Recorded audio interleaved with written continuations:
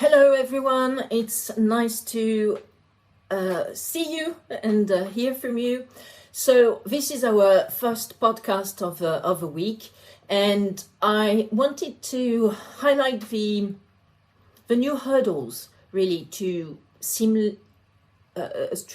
streamlining and seamless, communication and efficiency in doing business, which in the UK are crystallized around the fact that it's become way more difficult to physically travel between destinations. And as an example, people who are coming back to the UK from red countries, such as a lot of African countries and a lot of South American countries and Portugal as well, among others, have to actually be quarantined in a hotel for, I think, up to 10 days at their own cost, which is around £2,000 for this 10 days period, sorry. Another issue as well to traveling easily and seamlessly in Europe is that if you want now to go to another country of the European Union, since the UK is no longer in the European Union further to Brexit, now you actually have to have a negative PCR test if you want to travel, say, for example, from London to Paris. And when you've arrived in one of the 27 member states of the European Union where you're staying, you need to have another negative PCR test done within, I think, around 7 days after your arrival in the country. So it's just becoming really stressful to travel because also, since things are changing on a daily basis, what will happen if France all of a sudden is put in the category of red countries, whereby it means that if you are in France, then when you come back to the UK, you have to stay in these hotels and pay £2,000 for isolation for 10 days in these hotels in London. I mean, just the thought of it is just stressing me out. So it is becoming way more difficult to do business. I mean, in March, usually at the very beginning of March, for the fashion world and the fashion industry, everybody comes down to Paris in order to go to the most important fashion session, which is the Woman March session. Woman wear and haute couture, which is therefore in March and which usually happens in Paris. So most of the Fashion Week this year in March 2021 is going to happen online, understandably, and I'm not even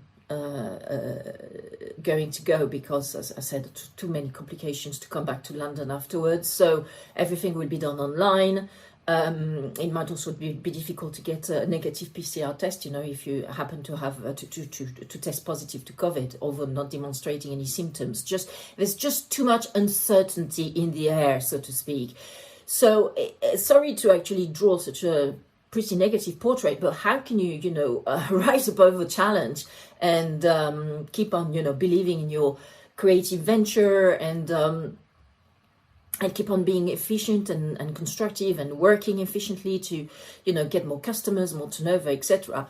Well, now that I've described those very tough difficulties, this lack of seamless efficiency and flow between countries, etc., let's focus on the upside. And the upside is that I just read an article, on Wired, but I have actually syndicated to all our law firms, Crefovi's social media, which focuses on the fact that what is great with what's happening, the change in the work environment, is that technology firms in particular will have now no qualms in recruiting people who even work in remote locations, or as long as they've got good internet, of course, or good internet connection. So in remote locations or in locations which are not usually, fashionable with the tech industry. And so even people who are not based in San Francisco or New York, etc., or Los Angeles or London, could actually work for the likes of Facebook and Microsoft and Google and still be very efficient, as long as they are independent, autonomous, agile at understanding things and briefs quickly, have an ability, as I said, to be autonomous and independent, so that you don't have to check all the time that they're doing their work, also who are good, and so the prior criteria, which was that you had to have a postcode which was close to the head office of the company, or the head of the office of a company where you were supposed to work, or you're going to work for, this criteria is out. It's no longer relevant. You can go from wherever you are in the world, which is fantastic. Because what the most important criteria should be for any business, any creative business, be it a tech business, but also a fashion, a design business, etc., is who is the best out there, okay? Who is the best? Who is the most efficient? Who is the most autonomous? Who is the most creative? Who is the most productive? So these are the criteria, okay? And who is also the best player, team player. So these are the best, all the criteria. It's not where your postcode is. It's not whether you've got a car, the ability to buy a $2,500 a transport pass, which is the cost of a basically yearly transport pass in London. $2,500. I mean, something, maybe not $2,500, but between $1,500 and $2,000. Between zone 3, say, and central London. So all these things about location just disappear into thin air, and that is fantastic. Okay, it makes the market, also the HR market, way bigger for you to recruit your staff, find the best staff out there. I mean, ideally, you want the employee to be in the same, more or less, same time zone than you, because you don't want to have calls at 10 or 11 p.m. in the evening if most of your staff is based, say, for example, in Los Angeles, in California. That could be quite tiring if you're based out of Europe.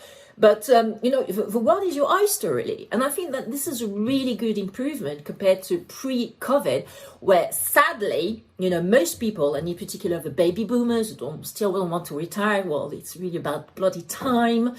The baby boomers and also even the Y generation to which I belong, they still want, they're really set in their ways. There's a lot of inertia in changing. And a lot of, if it works, why change it? Well, it doesn't work anymore, people. It doesn't work anymore, right? It's COVID now. So let's change it. It's about bloody time. And so now we have to rely more on, the technology, the work environment, the online work environment. And I think this is the best, okay? Because we've got a planet out there and we need to preserve it. And if you have to actually commute every day by using your car or trains, etc., well, that's not good for the, CO2 and the carbon emissions. So there's quite a lot of positive impact, out of COVID. Personally, I don't understand why human beings are so dense and take so much time to change. But I think that the uptake of COVID is that actually, it's time. We need to change. It doesn't work anymore. So there you go. Another positive thing as well in relation to this impact on where you work. Just an example on that I wanted to rebound. But for example, I just read in the press today that Spotify has said to its employees that they can actually work remotely from wherever they want, whilst at the same time keeping the New York and San Francisco salaries. So that's great. That's great. I'm really glad to see that, most major tech companies size the opportunity of this the aftermath of this pandemic. And I also long for the moment where the French institutions and also the UK institutions are also going to do the same, are going to become more efficient. For example, at the moment in France, we still have all our court hearings where you have to be en présentiel. Présentiel means you have to be there on site, okay? And the French feign not to understand the fact that sometimes you just can't bloody travel.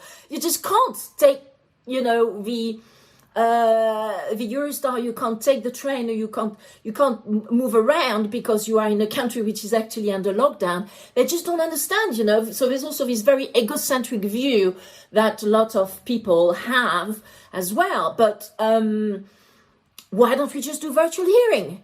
Okay, so the European Patent Office in Munich has actually institutionalized those virtual hearings, making them the norm. There's a lot of resistance, for example, from German lawyers from Munich. They want to actually come and defend their cases in physical. And so, while the EPO, the European Patent Office, is saying no, it needs to be done by virtual hearings. So in the UK, I know that there's been this 2020 COVID-19 Act or something, which has made it also easier to do some virtual hearings, especially, of course, for criminal cases, which are more urgent. So I suppose that with criminal courts in the UK now, this has also become a thing to do the virtual hearings. But why don't we also extend them to commercial cases and civil cases? Everything can be done online, virtual hearing. If you have a problem with confidentiality, well, just just give the parties a password that they need to use, that you translate, you provide to them by email, which or you can use a two-step authentication service. But everything is doable. So what are you waiting for? All right, why are you waiting for the courts? Why are we not doing virtual hearings already? Why do we have to take the risk to actually go to the courts and get COVID? What is the point here? Same with the French institutions and French administration. They keep on sending you all these letters by acknowledgement of receipt with recorded delivery. So all these lettres recommandées avec accusé de réception. Why? Why are they not sending bloody emails? Okay, what is this about? So there's a lot of resistance from 99% of the population to these changes, but they will have to be done. Okay, people, they will have to be done. You need to rely more on technology. You need to be into being more seamless, more streamlined communication, seamless flow of communication. We need to get there. If you resist, if you do everything not to have to do these things while you are running your business, you are going to crash. You're going to bang your head against the wall. So as a creative entrepreneur, be agile, adapt to all these things, adapt to all these opportunities, to be able to have a much wider range from which you can select your new HR pool and your HR staff from countries which have been untapped, like, for example, in Africa, in Asia, etc. As long as the people are good, as long as they're efficient, they've got a work ethic, go for it. Okay, go for it. Same thing for these administrations. Why don't you change, force the change as a citizen, also force the change.